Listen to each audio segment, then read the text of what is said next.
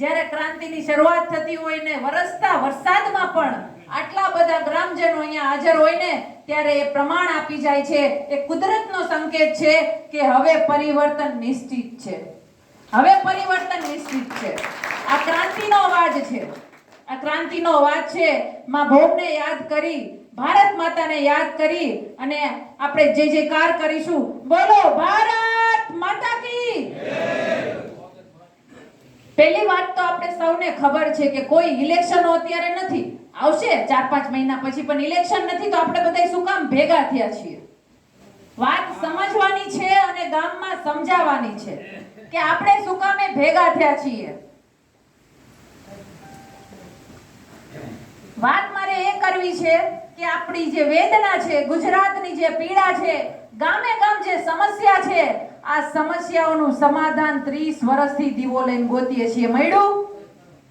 30 વર્ષથી દીવો લઈને ગોતીએ છીએ, મળ્યું નથી. પણ હવે આપણને આશા છે, હવે આપણને ઉમ્મીદ છે કે કંઈક ગુજરાતની રાજનીતિમાં હવે નવું કરવું છે.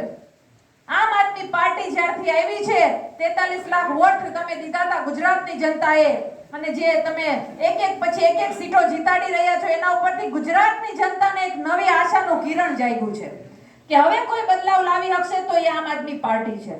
એટલા માટે આપણે એકબીજાની વેદના, એકબીજાની પીડા કેવા માટે ભેગા થયા છીએ. મારા વડીલો, વેદના અને પીડા એટલી બધી ગુજરાતની છે કે મારે તમને નહીં કહેવું પડે. છાપા વાંચશો ને એટલે રોજ ઉઠીને નવી વાર્તા ભાજપની જોવા મળે છે. વાંચો છો ને? સમજો મારી વાતને દાદા, મારી વાતને સમજો કે આપણે શું કામ ભેગા થયા છીએ. આપને તકલીફ છે કે 30 વર્ષમાં આપણને આપ્યું શું? ક્યારેક હિસાબ તો કરજો, ક્યારેક હિસાબ કરજો. તમારી જાતને સમજવાનું છે ને બહાર જઈને સમજાવવાના છે. આ ગામમાં ખૂણે ખૂણામાં જઈને અહીંયા જે આજુબાજુના ગામ છે દરેક સમજાવવાના છે કે આપણે 30 વર્ષમાં આપ્યું શું, એનો હિસાબ તમે માંડજો. આપણે મને એ ખબર નથી પડતી કે જ્યારે ચૂંટણી આવે છે, આપણે સત્તા કોઈને આપી દઈએ છીએ, આપણો મત, આપણો આવો અનમોલ મત કોઈને આપી દઈએ છીએ, પછી આપણે કોઈ હિસાબ જ માંગતા નથી. હું તમને હિસાબ માંગવાની વાત એટલે કરું છું કે જે સત્તા ઉપર બેઠા હોય, પછી ગ્રામ પંચાયતમાં હોય, તાલુકા પંચાયતમાં હોય કે જિલ્લા પંચાયતમાં હોય, વિધાનસભામાં હોય કે ધારાસભામાં હોય, આ લોકો મફતમાં કામ નથી કરતા દાદા. આ લોકો મફતમાં કામ નથી કરતા. આપણી પાસેથી રૂપિયો કરીને ખંચેરે છે. ઈ ટેક્સના રૂપમાં, દંડના રૂપમાં, કરવેરાના રૂપમાં અનેક રીતે આપણી પાસેથી લેવામાં આવે છે. તો ક્યારેક તો તમારી જાતને પૂછો કે આપણે આપણા રૂપિયા જે દઈએ છીએ સરકારને, એ રૂપિયા આપણને પાછા મળે છે? પૂછો દાદા, ક્યારેક વિચારો મારા વિલ્લાઓ કે તમને મળે છે? આ વસ્તુ વિચારવાની જરૂર છે ને આત્મમંથન કરવાની જરૂર છે. મનથી અમે કહીએ છીએ એટલે સાચું નહીં. હું તો તમને ગણાવીશ ત્યાં રોડ રસ્તા, આ તમે હાલત તો જુઓ ગામની. આ જે ગોકુડિયા ગામ બનાવવાના જે સપના જોયા હતા, આ ગોકુડિયા ગામ છે. ક્યાં સુધી તમે પાયમાલ થાશો? ક્યાં સુધી બરબાદ થાશો? આપને સૌને ખબર છે કે ગામડા ખાલી થઈ ગયા. બધાય ગામડા મૂકીને વયા જાય છે, વીઘા મૂકીને વયા જાય છે. વીઘા એકના ડેલા હોય છે, પણ આ ડેલા અને આ વીઘા મૂકીને લોકો ગામડામાં 12x12 ની ઓયડીમાં રહેવા વયા જાય છે. આ ક્યારેક તો વિચારો તમે, શું કામ વયા જાય છે? અહીંયા ગામડામાં નોકરી નથી, ગામડામાં ખેતી નથી થાતું, પાક નથી આવતો અને છોકરી કોઈ આપતું નથી, એટલે આપણે મોકલી દઈએ, જાઓ સિટીમાં. એટલે રાજકારણ ખાલી રાજકારણ નથી. આ રાજકારણને તમે ગંભીરતાથી સમજશો ને તો સમાજના સારા કારણનું અને ખરાબ કારણનું પણ કારણ તમને આમાં મળી જશે. યુવાનો આજ બરબાદ થાય છે, આપણે સૌને ખબર છે. ખાલી વાતો નથી કરતા, હું તમને પ્રમાણ સાથે આપીશ કે યુવાનો બરબાદ થાય છે. આપણે સૌને ખબર છે કે નોકરીઓ નથી આપતા.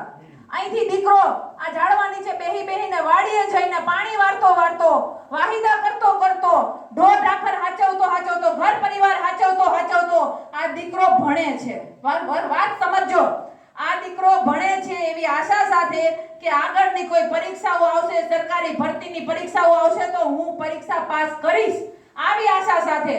પણ આ તમારા ગામમાંથી અહીંથી એસટી બસ લે અને એસટી બસમાં બેહી અને રોડ ઉપર જાય ને તો એને મેસેજ આવે કે ફોન આવે કે પેપર ફૂટી ગયું. એવું થાય છે, પેપર ફૂટી ગયું. અને ઈ દીકરો જેના ઉપર આખો ઘરની સપનું હોય, ઘરનો આધાર હોય, આ દીકરો અવળું મોઢું કરીને પાછો આવે છે. આ વેદના ને આ પીડા છે.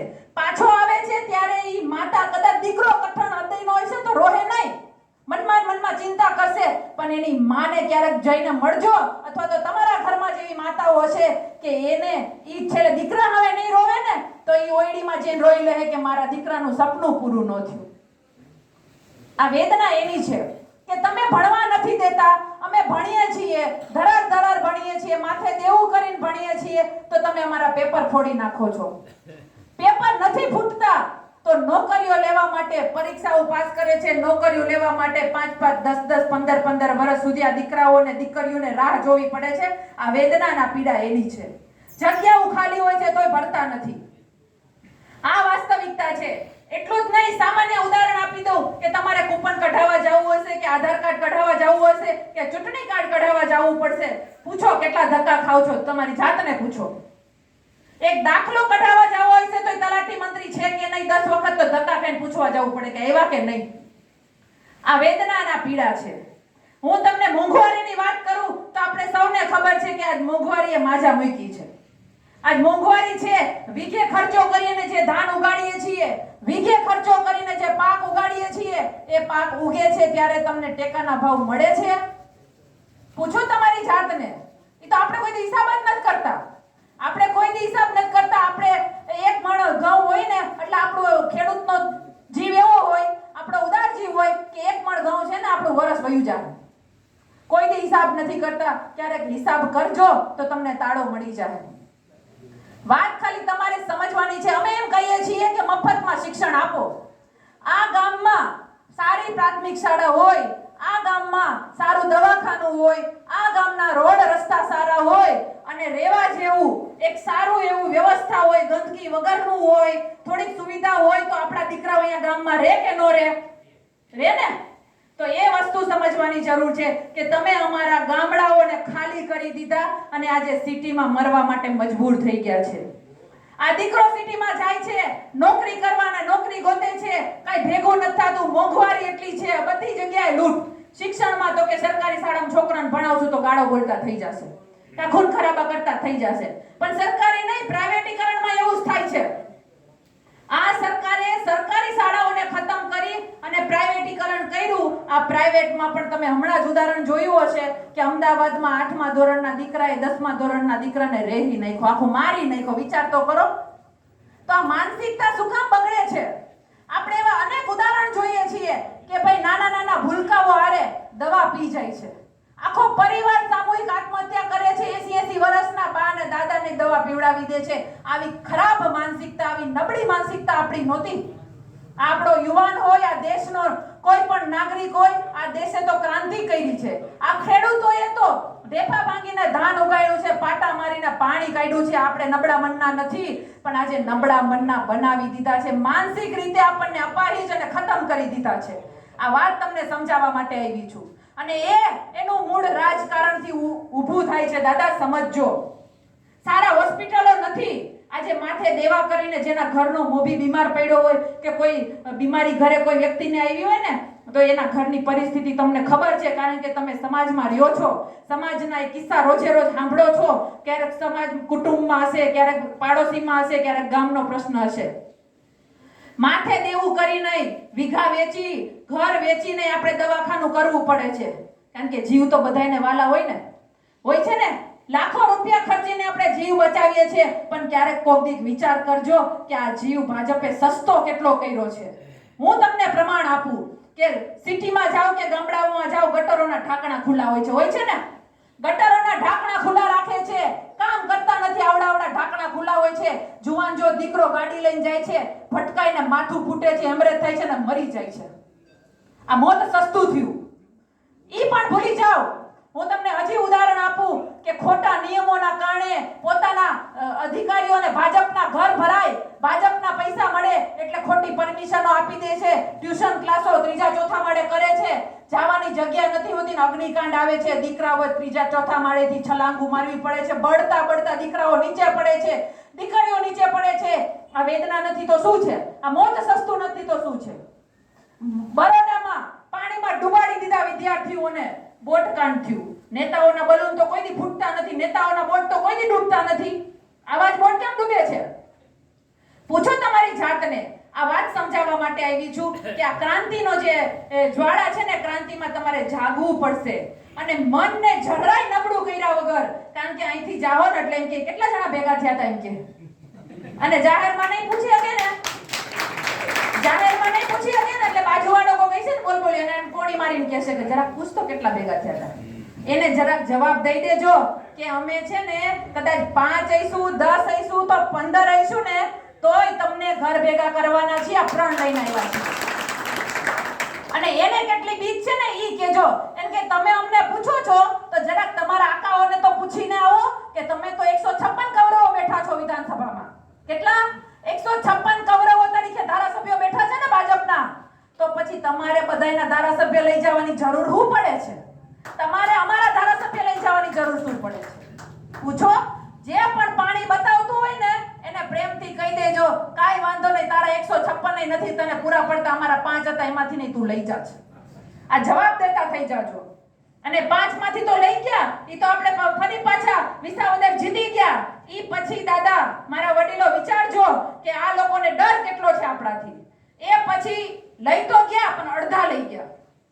હું ઘણીવાર એમ બોલતી કે આ 56 કૌરવ 156 કૌરવો ઉપર અમારા 56 ની છાતીવાળા 5 પાંડવો ભારે પડે છે. આમ બહુ બોલતી, પણ કઠણાઈ જુઓ.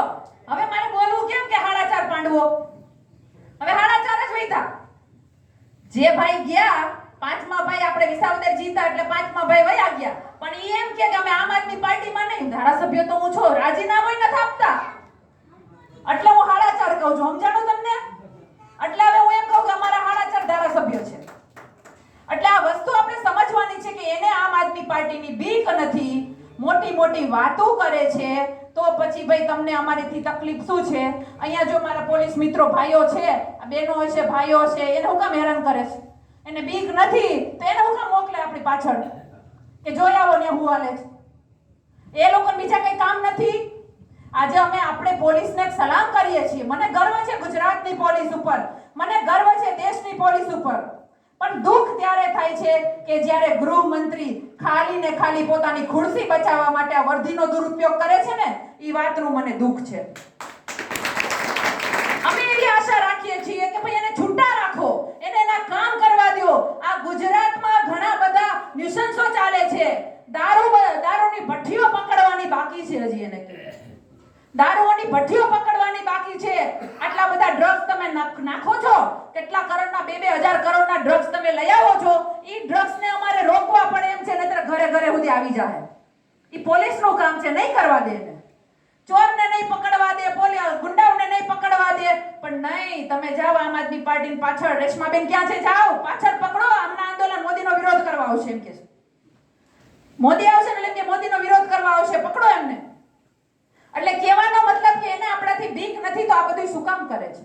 અમે એવું કહીએ છીએ, આમ આદમી પાર્ટી એમ કહે છે કે ભાઈ શિક્ષણની આપણે જરૂર છે, મફતમાં શિક્ષણ આપવું જોઈએ. કેમ ન આપે? એના બધાય છોકરાઓ પોતે બધાય મફતમાં પગાર લે છે, તો આપણા ટેક્સના પૈસા આપણને કેમ ન મળે? એના જગ્યાએ રોડ રસ્તા ખાડાવાળા, શિક્ષણની વ્યવસ્થા કાંઈ નહીં, સરકારી સ્કૂલમાં કોઈ ભણાવતું નથી, ખાલી નામની છે. હોસ્પિટલોમાં બીક લાગે, સરકારી હોસ્પિટલોમાં આપણે જાતા બીક લાગશે. આમાં જે કહી છે ને એને બીક લાગશે. કોઈ નહીં જાતું હોય, મને નથી લાગતું કોઈ જાય. કદાચ દવા લેવા જતા હશું, બાકી હમણાં ઓપરેશન કરવાનું થાય તો કે ના ન્યાનો જોવાયો, ડાબા પગની જગ્યાએ જમણા પગનું કરી નાખે. આ વાસ્તવિકતા છે. મોતિયાના ઓપરેશનના કેટલા ઉદાહરણ આપણે જોયા. મોતિયાના ઓપરેશન સરકારી દવાખાનામાં જઈને કરે, છાપા વાંચે સવારના પોરમાં એટલે આવે કે 30 દાદાના 30 બુજુર્ગોના ઓપરેશન થયા અને એની આંખું વહી ગઈ. એટલે પરિસ્થિતિ એટલી કફોડી કરે છે આ લોકો, એને આપણે કાઢવાના છે. આ ભાજપ અને કોંગ્રેસ બેયનું તમને કહું છું, બેયનું. કારણ કે એક લૂંટેરું છે તો એક બીજું સૂતેલું છે. એક હું તો હંમેશા કહું છું કે લૂંટેરું ભાજપ અને સૂતેલા કોંગ્રેસને હવે ઘર ભેગા કરો અને જનતાનું રાજ લઈ આવો. આમ આદમી પાર્ટીને જીતાડો અને આપણે જીતશું. યાદ રાખજો, આપણે જીતશું. મક્કમ હઈશું ને તો જીતશું. આ લોકોને બીક કોઈની નથી, આપણી જ છે. બાકી અત્યાર સુધી તો સેટિંગ વાળી જ રાજનીતિ હાલતી હતી. અત્યાર સુધી સેટિંગ વાળું જ હાલતું હતું કે હું કહું ને એને આપી દેજે ને ટિકિટ એટલે મારો ઉમેદવાર નીકળી જાય, એમ કરીને સેટિંગથી હાલતા હતા બધે. કોઈથી પ્રજાના પ્રશ્ન ઉઠાવ્યા જ નથી. કેટલું આપણા માથે કેટલું દેવું કર્યું, વાંચ્યું છાપામાં? ગુજરાતના માથા ઉપર દેવું કર્યું એવું આપણે છાપામાં વાંચ્યું. કદાચ આપણે હિસાબે નહીં કર્યો હોય કે દેવું કર્યું તો આપણે ક્યાં ભરવું, આપણે એમ કહીએ ને, આપણે ક્યાં ભરવું, આપણે શું કહીએ, માથે દેવું થયું હોય તો આપણે ક્યાં ભરવું? અરે દાદા, આપણે જ ભરવું પડે છે, આપણે જ ભરવું પડે છે. કઈ રીતે ભરવું? હમણાં ખાતરના ભાવ વધારી દીધા, ટેક્સના ભાવ વધારી દે, પણ દૂધનો ભાવ વધારી ડેરીમાં લેવા જાઓ તો તમને ગોળીયું દે માર નાખશે, માર નહીં ખાવા ઉત્તર ગુજરાતમાં. એટલે વસ્તુ સમજવાની જરૂર છે. છેલ્લે કૌભાંડો કરવાના, પોતાના ઘર ભરવાના, આ જ કામ ભાજપે કર્યું છે અને કોંગ્રેસે તાળીઓ પાડવાનું કામ કર્યું છે. એટલે હવે આપણે આ બેયને કાઢવાના છે. તો આપો છો ને વચન? આ બેયને કાઢવાના છે અને મત ન બગાડતા, કોંગ્રેસને એક મત ન આપતા. ભાજપને તો આપવાનો જ નથી, સામે વિરોધમાં કોંગ્રેસને ન આપતા. આપણે આમ આદમી પાર્ટીને જંગી બહુમતીથી જીતાડવી છે, જેટલી પણ ઇલેક્શન આવે બધાયમાં.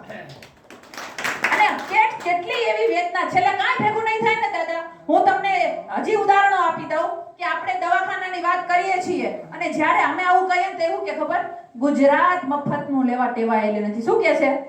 ગુજરાત મફતનું લેવા ટેવાયેલી નથી. એમ કે મફતનું લેવા તો અમે ક્યારેય ટેવાયેલા નતા.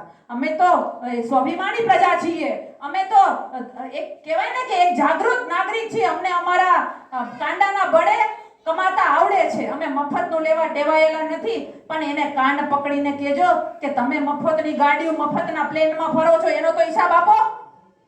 191 કરોડનું આપણા માથે દેવું કરીને પ્લેન લીધું તો તમે મફતના પ્લેનમાં ફરો છો ને? અમે તો અમારા હકનો માંગીએ છીએ. હજી હું એક ઉદાહરણ આપી દઉં. આ યુવાનો છે, અમને ખબર હશે, કદાચ દાદાને નહીં ખબર હોય. તમે ઓળખો છો અમિતભાઈને? અમિતભાઈને ઓળખો ને? અહીંથી મોકલા રંગાબીલા. હા, તો અમિતભાઈને ઓળખો છો, તો એના સુપુત્રને ઓળખો છો, એના દીકરાને ઓળખો છો ને? એના દીકરાને બેટ પકડતા આવડતું નથી. ખબર છે ને બધાને? એના દીકરાને બેટ પકડતા આવડતું નથી. પણ આ અમિતભાઈએ મફતનું લઈ અને એના દીકરાને ક્રિકેટનો ચેરપર્સન બનાવી દીધો અને અમારા છોકરાઓને બોલપેન પકડવાય નથી દેતા. આ કઠણાઈ છે. હવે મફતનું કોણે એને લીધું કે આપણે લીધું? એટલે આ વસ્તુ સમજવાની જરૂર છે કે આપણે ભરમાવે કઈ, આપણે લાગણીથી ભરમાવે. એવા શબ્દો વાપરશે ને કે આપણે એમ થાકશે ના ના, આનાથી વધારે કોઈ હારું નહીં. આપણી લાગણી સાથે હંમેશા રહીમાં છે ને આપણે છેતરાતા આવ્યા છીએ. આપણી બુદ્ધિ હારે રમે તો આપણે નથી છેતરાય એમ, પણ આપણી લાગણી હારે આ ભાજપે રમવાનું કામ કર્યું છે ને એટલે આપણે છેતરાયા છીએ. હવે નથી છેતરાવું, એ વાત કહેવા માટે આવી છું. અને જ્યારે હું મુદ્દાની વાત કરીશ ને તો મુદ્દા પર આપણે એમ કેવું કે ખેડૂતોને હરખો પાક આપો. તમે ખેડૂતોને તો છેલ્લે શું કરશે? ખેડૂતોના ખાતામાં 2000 રૂપિયા નાખી દે. આવે છે જી? બંધ થઈ ગયા ને? કઈ આવતા છે, બાકી બંધ થઈ ગયા છે. એટલે આપણને એમ લાગે ઓહો 2000 રૂપિયા આવી ગયા, પણ આ વર્ષે આપેલા 2-3 હજાર રૂપિયા આપણી પાસેથી મહિને 4-5 હજાર રૂપિયા લઈ જાય છે. એ તો હિસાબ કરો કોકદી. આ હિસાબની વસ્તુ છે. એટલે આપણું સીધું ગણિત છે કે આટલા વર્ષથી તમને બેસાડ્યા તો અમને અમારા હકનું તો મળવું જોઈએ ને. પ્રાથમિક સુવિધાઓ તો મળવી જોઈએ ને. હું જૂનાગઢથી મારા બાજુના ગામમાં હમણાં વિઝિટ લીધી. ત્યાં વર્ષોથી ગટરો નથી બની, વર્ષોથી રોડ નથી બન્યા. ઈ રોડ ગટર બધું ભૂલી જાઓ, પણ વર્ષો જૂનો એક ટાંકો છે, ઈ ટાંકો એ લોકો પાડતા નથી અને પાડવો પડે એવો છે. નહીતર અકસ્માતે પડશે ને તો બાજુમાં હાઈસ્કૂલ છે, કેટલાય દીકરાઓ ડટાઈ મરશે, છતાંય નથી પાડતા. તો તમે તંત્રની બેદરકારીને તમારે સમજવી પડશે કે આપણી વાતને ગંભીરતાથી કેમ નથી લેતા. એનું કારણ છે કે એને એમ છે કે આ લોકોને વચ્ચે જઈ બે હાથ જોડી હારી વાતો કરશું અને મત લઈ લઈશું અને પછી 5 વર્ષ આપણે આરામ કરશું. આ ધંધો થઈ ગયો છે એનો. અને એટલા માટે હું તમને કહું છું કે ગામમાં જઈ નહીં, બધાયને જાગૃત કરજો. આ એનો ધંધો, એની દુકાન બંધ કરવાની છે. અને જ્યારે મફતનું કહીને હજી ઉદાહરણ આપી દઉં દાદા. મધ્યપ્રદેશમાં એની સરકાર છે ને, મધ્યપ્રદેશમાં એની સરકાર છે. હું બહેનો છે ને એટલે ગામમાં બહેનોને વાત પહોંચાડજો. અમે કેટલી વાર કીધું કે ભાઈ તમારી સરકાર છે તો તમે બહેનોને આપો, કઈ સન્માન રાશિ આપો. બહુ મોટી વાતો કરો છો બહેનોની. 30 વર્ષ સુધી મોદીભાઈ અહીંથી ગયા ત્યારે પત્ર લખવાનું કહીને ગયા હતા. શું કીધું તું? પત્ર લખજો. એની જગ્યાએ પત્ર તો દૂરની વસ્તુ, અમે એમ કીધું કે ભાઈ બહેનોને આપો તો કે મફતનું નો, અમારી બહેનો નથી જોતું મફતનું. તો મધ્યપ્રદેશની બહેનોને મફતમાં આપો છો, એને મફતિયા છે બધાય. વસ્તુ સમજો કે ન્યા એની સરકાર છે તો ન્યા તમે માતાઓ બહેનોને આપો છો, તો ગુજરાતની બહેનો એવો ગુનો કર્યો. એટલે આ ભેદભાવની જે રાજનીતિ છે ને એને તમારે સમજવાની છે.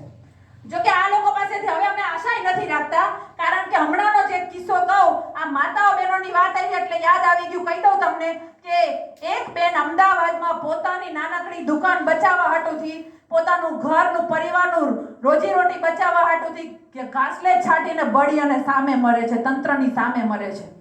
આ કઠણાઈ નહીં તો શું કહેવાય? કોને પોતાનો જીવ વાલો ન હોય તો કયો? તો આટલી હદ સુધી ખેડૂતો આત્મહત્યા કરે છે. શું કામ? આપણા ખેડૂતો ફાંસો શું કામ લટકાવે છે? કાંઈક તો તકલીફ હશે ને, કાંઈક તો એના મગજમાં ચિંતા હશે ને. બાકી તો આપણને જરા કઈ ટાચણી લઈ ગયું હોય તો ઓય માડીને ઓય બાપડિયા કરીએ છીએ. જીવ કાઢવો સહેલો નથી, પણ આપણી માનસિકતા નબળી કરી દીધી છે આ લોકોએ. એટલા માટે હવે આપણે રાજકીય પરિવર્તનની જરૂર છે. આપણે આજ સુધી આપણી પાસે ઓપ્શન નહોતો, પણ હવે આપણી પાસે એક મજબૂત વિકલ્પ આવી ગયો છે. એટલે કહીએ છીએ કે આ ક્રાંતિમાં સાથે રહેજો, આ ક્રાંતિમાં પરિણામ લાવજો. અને છેલ્લે હજી હું તમને કહેવા માંગુ છું કે આવી જ રીતે આપણે જાગૃત થાશું ને તો આ બધાય ભાગવાના છે. અને હજી આ લોકો આવશે તમારા વચ્ચે, ખાદી પહેરીને આવશે, બે હાથ જોડીને આવશે, મોટી મોટી ગાડીઓ લઈને આવશે, સમાજની વાત લઈને આવશે. યાદ રાખજો, સમાજની વાત લઈને આવશે. એમાંય જો તમારું કાંઈ નહીં તમે સમજો તો છેલ્લે ધર્મવાદ લઈ આવશે, દેશભક્તિવાદ લઈ આવશે. યાદ રાખજો. મને બહુ દુઃખ થાય દાદા, ઈ જ્યારે એમ કે ને કે અમે જ સાચા દેશભક્ત, ત્યારે મને એમ થાય કે કાટલા પકડી પકડી હબોડી નાખું બધાયને.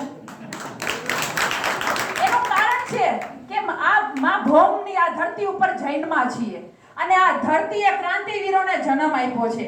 એમને આપણને આઝાદી નથી મળી. આ કઈ એણે આપણા દેશભક્તનો ઠેકો લીધો છે? જ્યારે અંગ્રેજો માથા ઊંચા કરીને ફરતા હતા ને, એના માથા વાઢવાનું કામ, 200 વર્ષની ગુલામીમાંથી મુક્ત કરવાનું કામ આ ભારતના સંતાનો, ભારતની દીકરીઓએ કર્યું છે. તમારા સર્ટિફિકેટની જરૂર નથી અમારે. છતાં હું એમને કહું છું કે હજી તમારે પ્રમાણપત્ર જોતું હોય ને તો લઈ આવો. કાશ્મીરના ઓલા આતંકવાદીઓ હમણાં ગયા હતા ને પહેલગામમાં, આપણા દેશવાસીઓને મારી નાખ્યા. સિંદૂર કર્યું ને ઓપરેશન સિંદૂર. હું કહું છું, આપના માધ્યમથી કહું છું કે લઈ આવો એ આતંકવાદીઓને મારી સામે. મેં વર્દી નથી પહેરી, પણ આપી દો મને AK-47. હું એના છાતીઓમાં ગોળી મારીને ઢીમ ના ઢાળી દઉં ને તો ગુજરાતની ના દેશની દીકરી મટી જાવ. અમારે તમને સર્ટિફિકેટો દેવાના. ધર્મવાદની વાત કરે છે. આપણો જે ધર્મ છે, આ ધર્મને કોઈ ઝુકાવી નથી શકતું. સનાતન યુગથી હાલતો ધર્મની રક્ષા તમે આ ખાદીધારીઓ શું કરવાના? તમે આ ખોટા નેતાઓ શું કરવાના? આ વાત છે. એટલે ડરતા નહીં. આપણે કોઈથી ડરવાની જરૂર નથી. ના આપણો ધર્મ ખતરામાં છે કે ના આપણો દેશ ખતરામાં છે. ખતરામાં કોઈ હોય ને તો પાપી રાક્ષસોની ખુરશી અને સત્તા ખતરામાં છે ને, એટલા માટે આ બીવે છે. આ વાત સમજવાની છે. એટલે મારે હવે વિશેષ વાત નથી કરવી. હું તમને એટલું કહી દઉં. આવો રાજુભાઈ, હું તમને એટલું કહેવા માટે આવી છું કે ખાલી અહીંથી અમે બોલીને જાશું અને તમને કાંઈ ફેર નહીં પડે તો અમારું વ્યર્થ છે, અમારી શક્તિ નકામી છે દાદા. આ વાત હું એટલા માટે કહું છું કે 10 વર્ષથી હું મારો સંઘર્ષ તમને કહી દઉં કે 10 વર્ષથી અમે રાજકીય પ્લેટફોર્મ ઉપર સંઘર્ષ કરીએ છીએ. ભાઈએ કીધું કે સમાજમાંથી મારો જન્મ થયો છે. સાચી વાત છે.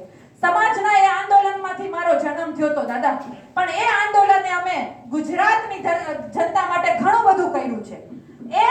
આજ સરકારે અમને 1 મહિનો સાબરમતી જેલમાં પૂર્યા હતા. અમે અવાજ ઉઠાવ્યો એટલે અમને સાબરમતી જેલમાં નાખી દીધા. અને આ લોકો અમને બીવડાવા આવ્યા. એટલે ઘણીવાર એમ કહું કે અમે જેલના રોટલા ખાઈને આવ્યા છો. બળો તમે ઉપાડશો તો 10 બળા અહીંથી અમને ઉપાડતા આવડે છે. એટલે બીવડાવતા નહીં.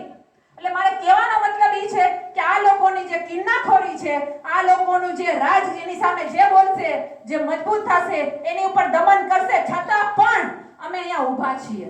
આજ સરકાર સામે મેં 21 દિવસના આમરણ ઉપવાસ કર્યા હતા. સમાજ માટે અન્યાય સામે કર્યા હતા, પણ દાદા એ લોકોના પેટનું પાણી નતું મળ્યું.